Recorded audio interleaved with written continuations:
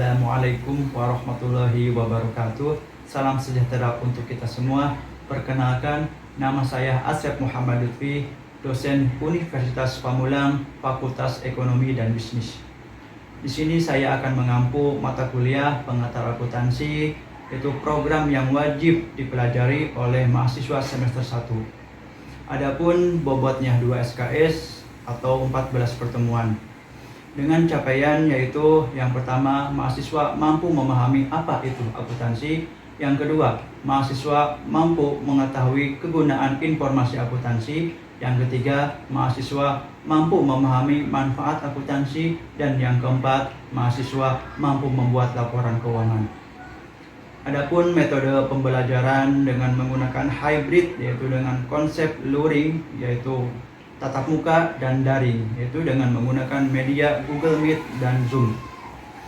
Adapun 14 pertemuan, yang pertama konsep dasar akuntansi, yang kedua akun, yang ketiga jurnal, yang keempat buku besar, yang kelima konsep pengakuan, yang keenam periode akuntansi, yang ketujuh neraca lajur, yang kedelapan jurnal penutup, yang kesembilan perusahaan dagang, yang kesepuluh diskon perusahaan dagang, yang ke-11 diskon penjualan perusahaan dagang, yang ke-12 bagan akun perusahaan dagang, yang ke-13 neraca lajur perusahaan dagang, yang ke-14 jurnal penutup perusahaan dagang. Adapun contoh luring atau tatap muka, berikut videonya. Assalamualaikum warahmatullahi wabarakatuh. Waalaikumsalam warahmatullahi wabarakatuh. Ini Bapak mengampu mata kuliah pengantar akuntansi ya. Perkenalkan, nama Bapak Asep Muhammad Lutfi ya. Ini email dosen Bapak dan dosen 0289 ya. Jadi ini kalau teman-teman ada tugas ya, teman-teman boleh share ke email dosen tersebut ya. Sini juga ada kontak ya. Ini fungsinya kalau teman-teman ada berhalangan hadir ya, atau teman-teman ada hal yang ditanyakan ya, kita masih bisa belajar di luar mata kuliah ya. Boleh teman-teman datang ke nomor tersebut ya.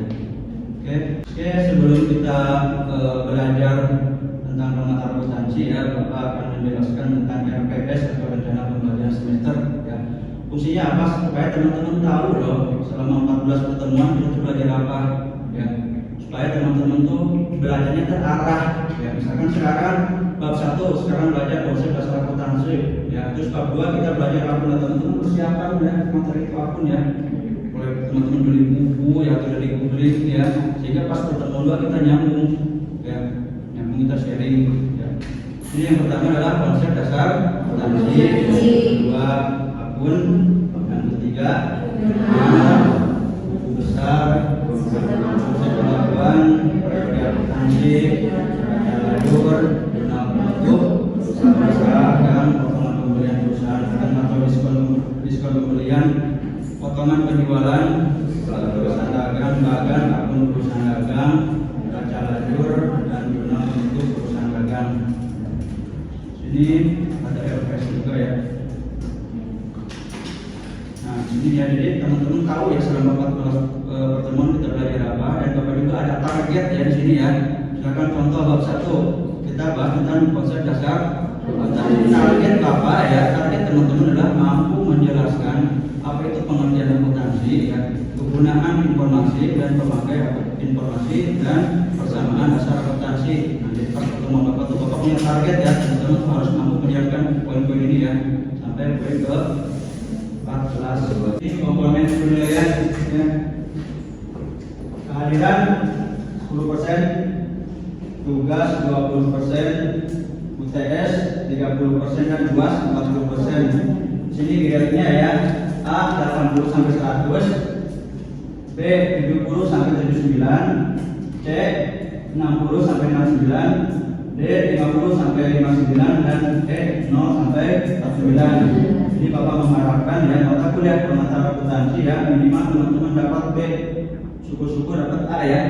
Bapak tidak mengharapkan teman-teman dapat C, D, bahkan F ya. Kalau teman-teman dapat D dan E, maka otomatis teman-teman harus mengulang mata kuliah pengantar akuntansi. Pertama itu konsep dasar akuntansi. Sini target Bapak ya. Jadi teman-teman harus memahami apa itu definisi akuntansi, kegunaan informasi akuntansi, ya, pemakai akuntansi, siapa sih pemakai akuntansi, ya teman-teman harus tahu ya, dan persamaan dasar akuntansi. Adapun materi hari ini Bapak akan membahas berikut ini ya. Pertama, pengertian akuntansi, kegunaan informasi akuntansi, ya, pemakai akuntansi, dan persamaan dasar akuntansi, dan yang terakhir siklus Akuntansi. Oke teman-teman, ada yang tahu apa itu akuntansi?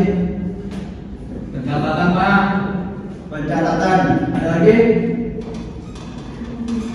Pembukuan. Hah? Pembukuan. Pembukuan. Pembukuan. Ada lagi? Pencatatan, pembukuan. Silakan. Arus kas Pak. Arus kas. Ada lagi? Kurang tepat? Masih ambigu. Ya. Pengertian operasi. Ya.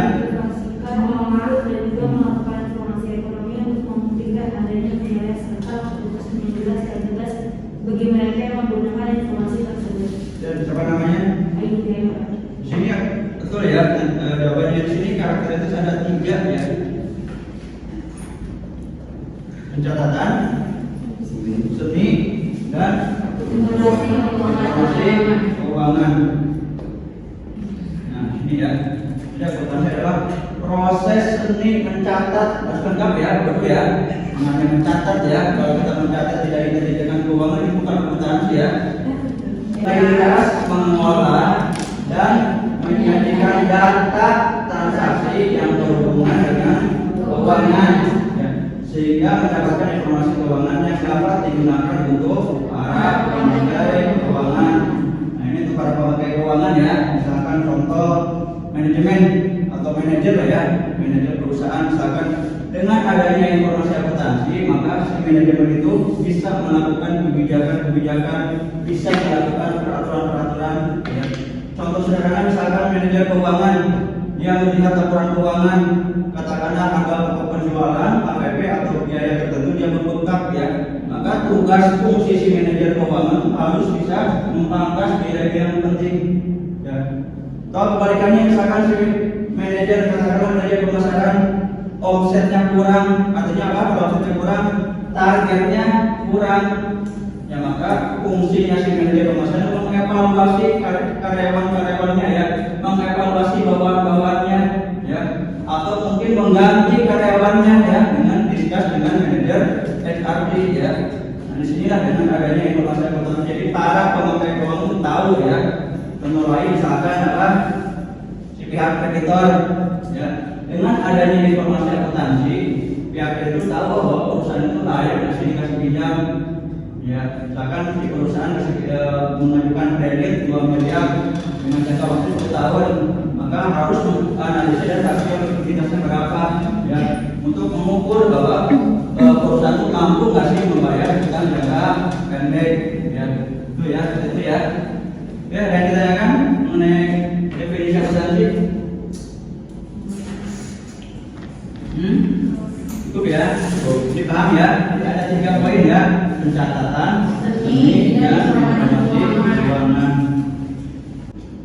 Nah di sini ada kegunaan informasi akuntansi. Ya, ini kegunaannya adalah untuk para penyelenggara perusahaan kepada para pemakai akuntansi, yaitu mengetahui naik turunnya laba usaha serta mengetahui grafik penjualan dari produksi dan pelaku usaha ya, minimal dengan adanya akuntansi si manajemen tahu laporan keuangan, tahu laba rugi ya, artinya ketika melihat laporan keuangan, oh grafiknya ada loh ya, oh misalkan 2000 katakanlah 2021 mengalami kenaikan labanya ya, nah, itu dari informasi akuntansi. Oke, sampai sini paham? Nah, baru yang tadi ya. Di sini ada penjelasan tentang pemakai akuntansi. Ya, pertanyaan Bapak, siapakah pemakai akuntansi itu? Manajer. Pihak internal dan pihak eksternal. Pihak internal itu siapa?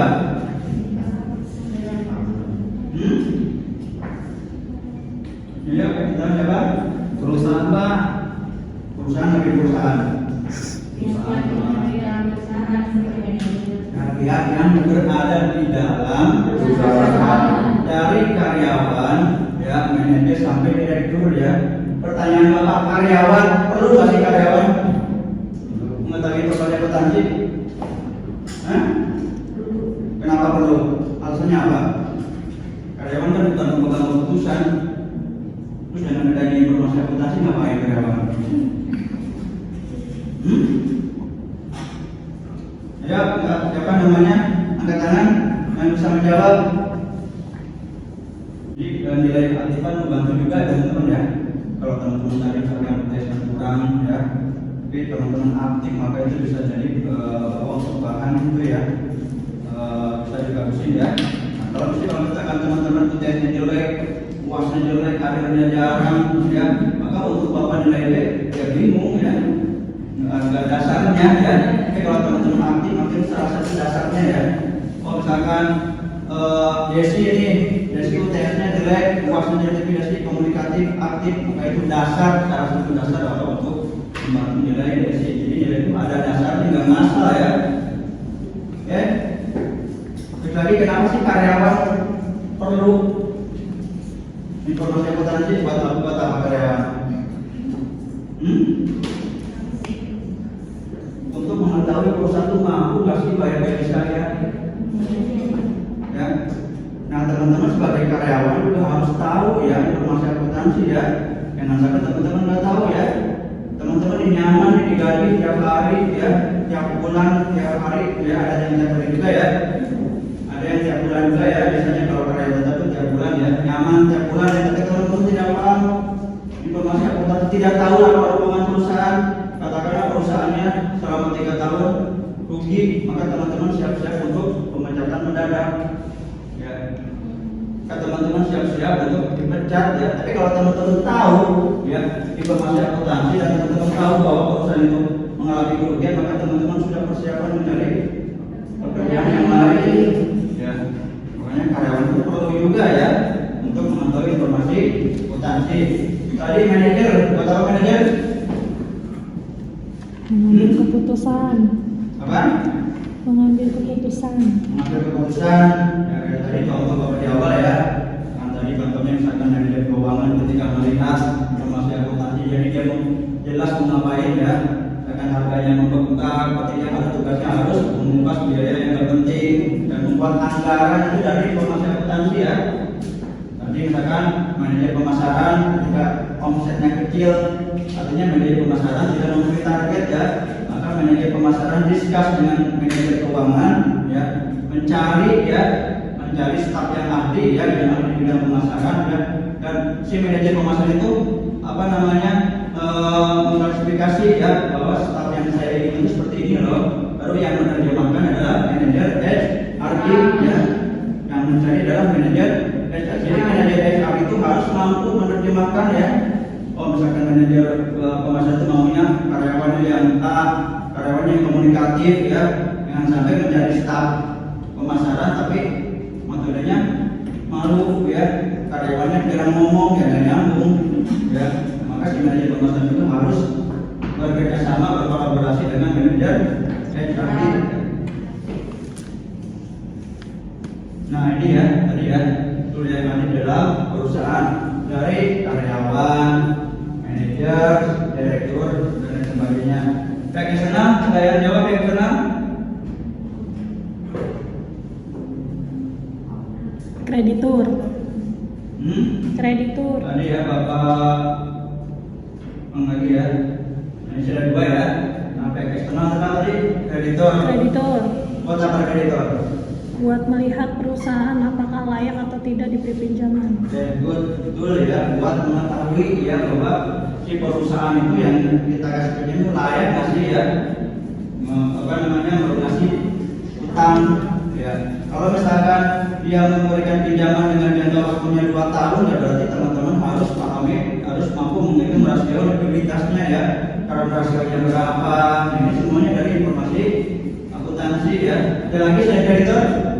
Pemegang saham. Nah, investor atau pemegang saham, kenapa pemegang saham perlu memperoleh informasi akuntansi? Untuk mengetahui layak atau tidak menanam saham.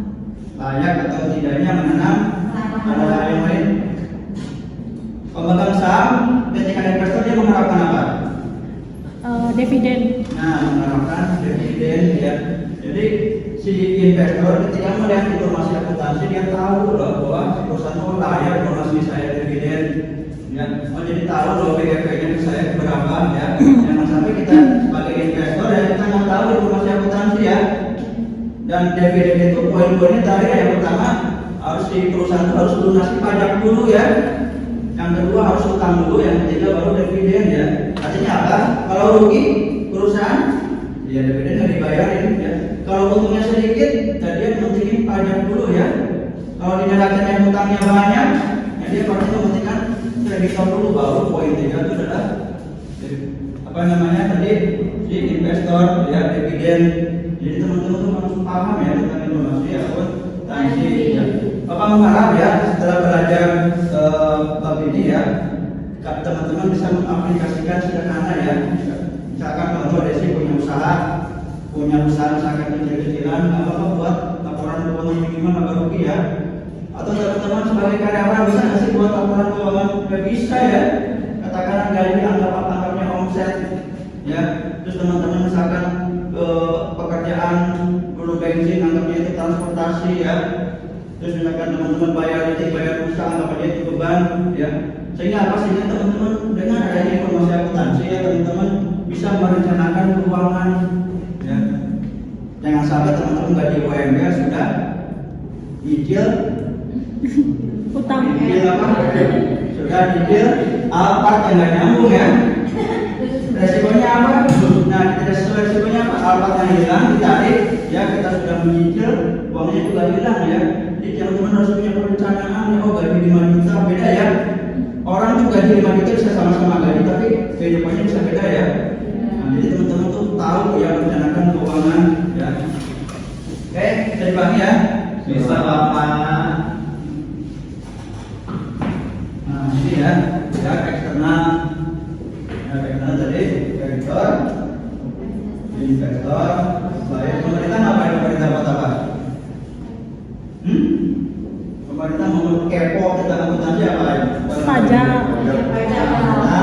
Pajak. Ini pemerintah juga harus kepo ya. Nah ini dia mengenai ke persamaan dasar akuntansi ya.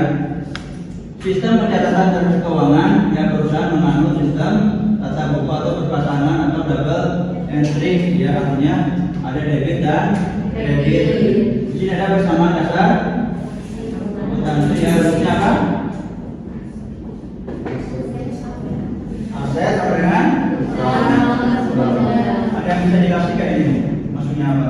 Sederhana mungkin, artinya jumlah aset harus sama dengan jumlah hutang ditambah dengan modalnya ya, harus sederhana mungkin ya. Dengan apa namanya, kalau nggak tahu ya tadi ya, kalau nggak tahu ya bapak teman-teman sekarang sudah milenial ada HP kan, searching masing-masing ya, biar kita nyambung ya. Oke, paham ya sederhana ya. Jumlah total aset harus sama ketika ditambah total hutang ditambah modal, itu maksudnya ya. Jadi harus balance nanti ya antara aktiva dan pasifa. Aktiva itu aset, pasifa itu hutang dan modal. Sisi kanan dan kiri itu harus seimbang ya. Balance ya Pak? Ya harus balance. Nah di sini ya baru kita tadi pertanyaan Bapak dulu ya, aset baru ini jelasin ya. Aset itu ada dua, aset aset tetap ya. Aset itu apa? Utang, persediaan, aset tetap tanah, gedung, kendaraan. Utang juga ada dua ya. Utang jangka Pendek. dan utang jangka Panjang. Nah, utang ini bedanya hanya di periode ya. Biasanya utang jangka pendek itu kurang dari 5 tahun. Ya, utang jangka panjang itu biasanya 5 sampai lebih ya. Modal ada modal di store, cadangan gedung dan saldo laba. Ya, itu ya Bapak dulu ya. Ya. Ya Bapak dulu ya, bro. Iya Pak, paham ya? Paham Pak. Nanti kalau nggak paham, tanya lagi Bapak. Lalu hubungan pendapatan dan biaya itu apa? Nah, ini ya. Pendapatan dia akan menambah ke modal. Biaya dia akan mengurangi modal. Nah, ini maksudnya debit ya. Yaitu kredit. Artinya apa? Aset, baik itu aset tetap, aset tanda, dia akan bertambah di debit dan dia akan berkurang di kredit. Ya apapun itu ya, baik piutang, apa tadi? Aset itu? Piutang, apa lagi? Kas. Ya perlengkapan tanah, nah itu akan selalu bertambah di debit, ya, dan akan selalu berkurang di kredit. Utang, kebalikan ya. Utang malah bertambah di kredit, ya, dan berkurang di debit, ya. Itu utang jangka panjang dan utang jangka pendek. Modal bertambah di Debit. kredit, kredit ya. Modal bertambah di debit dan berkurang di debit. Pendapatan ini akan selalu bertambah di kredit, ya, dan akan selalu berkurang di debit. Biaya akan selalu bertambah di debit dan akan selalu berkurang di kredit. Ya, ada yang pertanyaan? Ini dasar harus paham teman-teman ya. Artinya apa? Kalau teman-teman ini masih bingung ya teman-teman, susah membuat laporan keuangan. Ya, nah, ini harus dasar teman-teman harus paham ya. Bisa dipahami nih? Bisa Bapak. Yakin? Yakin Bapak. Cara belajar ya, cara teman-teman untuk memahami konsep kredit dan yang cepat ya. Cek dari Bapak teman-teman ada 5 jari ya. Ada 5 jari ya? Ada yang 6 jarinya? 5 ya. Yang pertama di sini taruh aset dan biaya. Aset dan biaya ini ya. Yang ini ada hutang, modal dan pendapatan. Aset dan biaya ya. Aset dan biaya akan selalu bertambah di debit dan akan selalu berkurang di kredit. Khusus untuk aset dan biaya. Adapun yang hutang, modal dan pendapatan itu akan selalu bertambah di kredit dan akan selalu berkurang di debit. Itu kuncinya ya. Jadi teman-teman belajar itu harus ada strateginya ya. Paham ya? Lebih paham ya? Daripada teman-teman belajar aset debit, aset kredit, yang pertama di debit, pertama-tama berkurang di kredit. Ya maka akuntansi itu pemahaman logika ya, nggak bisa teori hafalan ya. Tapi teman-teman baru paham, baru teman-teman bisa lanjut ya. Tapi teman-teman jangan sampai belajar dengan Bapak itu teoritis ya. Misalkan, oh aset pertama di debit dan berkurang di kredit, tapi teman-teman masih ngambang. Ya, teman-teman harus sederhana mungkin ya. Belajar untuk belajar apapun tuh, belajar akuntansi, belajar kewirausahaan itu kalau berpikirnya harus sederhana ya. Berpikirnya harus sederhana. Ya, ada lagi?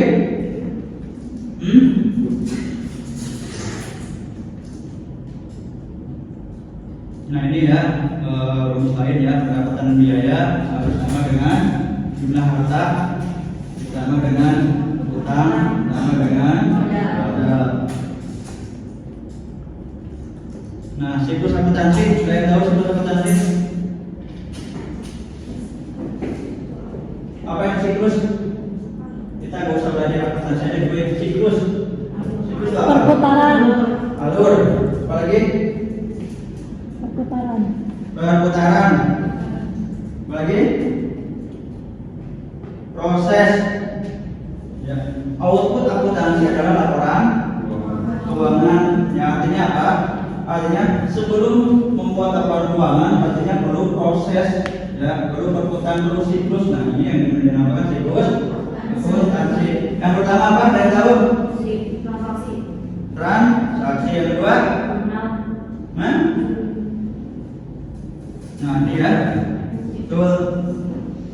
Jadi harus syaratnya harus ada transaksi dulu ya. Artinya apa? Kalau nggak ada transaksi nggak bisa bikin laporan keuangan, kalau transaksi nggak ada ya. Terus yang kedua bukti. Transaksi itu harus ada buktinya ya. Dalam perusahaan ya, kalau transaksi yang ada buktinya itu sudah dianggap sebagai salah satu bukti siklus akuntansi ya. Itu hanya transaksian ya. Harus ada buktinya. Bukti transaksi itu contohnya apa? Bon, nota. Ya, bon, nota, faktur, ya. Syaratnya bukti transaksi harus asli ya. artinya asli itu harus ada stempel perusahaan dan tanda tangan yang minimal tanda tangan manajer atau direktur ya.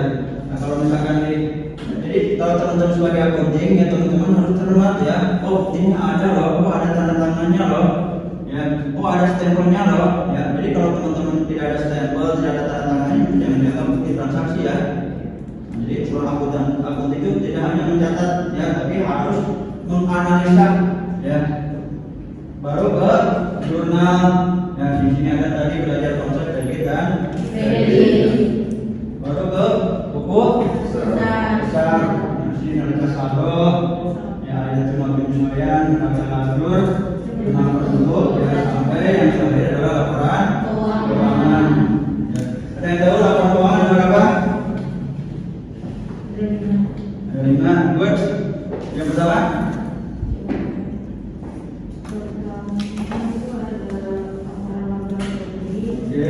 Ada arus kas, laporan perubahan modal, neraca dan catatan atas laporan keuangan perencanaan. Ya, oke itu ya ada 5 ya, teman-teman harus paham ya. Laporan keuangan analogi, neraca, arus kas, ya, perubahan modal dan catatan atas laporan keuangan. Oke, ada lagi pertanyaan? Oke, sebelum Bapak akhiri ya, di sini ada video motivasi ya. Silakan terus.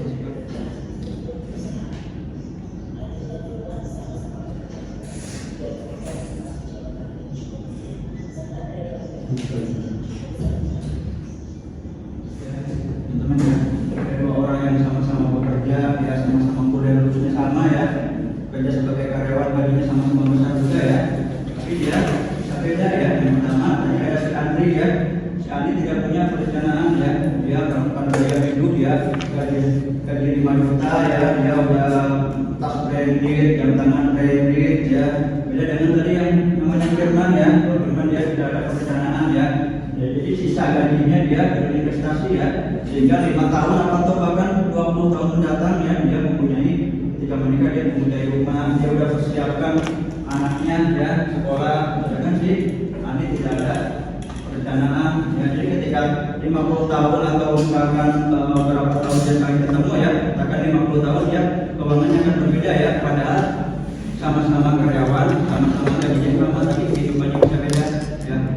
Makanya Bapak harap ya teman-teman di sini yang bisa mengaplikasikan akuntansi di kehidupan sehari-hari ya, baik teman-teman sebagai karyawan ya, atau teman-teman Pak saya belum bekerja boleh ya bikin ya, katakanlah uang dari orang tua itu dianggap sebagai omset ya, atau misalkan kita kesini dulu ongkos ya, itu bisa dianggap sebagai beban. Maka ketika ada sisa teman-teman jelas ngapain ya, apakah misalkan teman-teman ikut pelatihan yang lain ya, investasi pelatihan atau bagaimana ya, maka teman-teman jelas ya bisa perencanaan ya.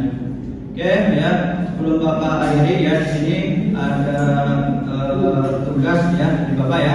Nah khusus poin 4 ya, khusus poin 4 kita teman-teman jika ingin nilai tambahan ya teman-teman bisa mempresentasikan ya. Jadi ketika pertemuan 2 ya Bapak kasih waktu 10 menit ya untuk teman-teman mempresentasikan tentang siklus atau tahapan akuntansi ya. Oke, ada pertanyaan? Cukup Pak? Ya baik ya, cukup teman-teman ya, terima kasih ya, selamat siang teman-teman, salam sehat selalu ya, semangat belajarnya ya. Bapak akhiri, wabillahi taufiq wal hidayah. Assalamualaikum warahmatullahi wabarakatuh.